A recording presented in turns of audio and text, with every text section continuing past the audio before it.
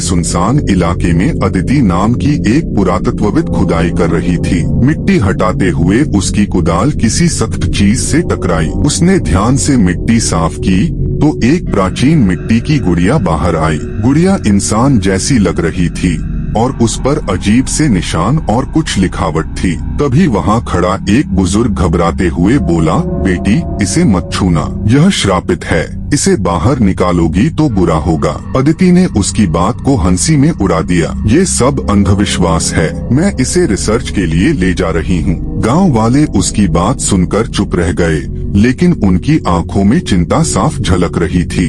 अदिति गुड़िया को अपने शहर लेकर आ गई। उसने उसे अपने कमरे में टेबल पर रखा और सोने चली गई। रात के 3 बजे घड़ी की आवाज गूंज रही थी। अचानक कमरे में फुसफुसाहट सुनाई देने लगी। तुमने मुझे क्यों जगाया? अदिति की नींद टूट गई। उसने इधर उधर देखा लेकिन कोई नहीं था। तभी उसकी नजर फर्श पर पड़ी। मिट्टी के गीले पैरों के निशान पूरे कमरे में फैले हुए थे। वह घबरा गई। यह कैसे हो सकता है? वह बड़बड़ाई, मैंने तो दरवाजे बंद किए थे। डरते डरते उसने टेबल की ओर देखा। गुड़िया वहाँ नहीं थी। उसकी सांसें तेज हो गईं। उसने चारों ओर नजर दौड़ाई और देखा कि गुड़िया उसके बिस्तर के पास खड़ी थी, उसे घूर रही थी। डर के मारे वह जोर से चीख पड़ी। अगले दिन अदिति ने इस घटना की सच्चाई जानने का फैसला किया। वह एक पुराने पुस्तकालय में गई और वहां उसने एक प्राचीन किताब ढूंढ निकाली। उसमें लिखा था कि यह गुड़िया एक श्रापित आत्मा को समेटे हुए है।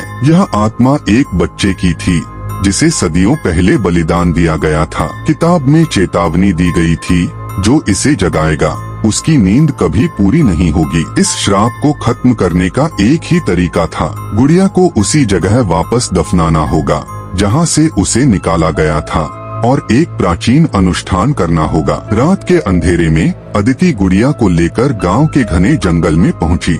वहां सब कुछ खौफनाक और सन्नाटे से भरा था। तेज हवाएं चल रही थीं और पेड़ों की शाखाएं डरावनी आवाजें कर रही थीं। तभी अदिति ने फुसफुसाहट सुनी, तुम मुझे यहाँ नहीं ला सकती। अचानक गुड़िया उसके हाथ से गिर गई और हवा में तैरने लगी। अदिति डर के मारे कांपने लगी, लेकिन उसने हिम्मत नहीं हारी। उसने किताब से सीखा हुआ मंत्र पढ़ना शुरू किया, हे देवी इस आत्मा को मुक्त करो। जैसे ही उसने मंत्र पूरा किया, गुड़िया जोर से चीखने लगी। एक भयंकर रोशनी फैली और सब कुछ शांत हो गया। अदिति बेहोश होकर जमीन पर गिर गई। जब वह जागी तो खुद को सुरक्षित पाया। उसे लगा कि सब ठीक हो गया है, लेकिन उसके कमरे में कुछ अजीब था। टेबल जहां वह गुड़िया रखती थी खाली था। तभी दूर से एक हल्की हंसी सुनाई दी। अदिति के रोंगटे खड़े हो गए। कुछ रहस्य ऐसे होते हैं जिन्हें कभी नहीं छेड़ना चाहिए।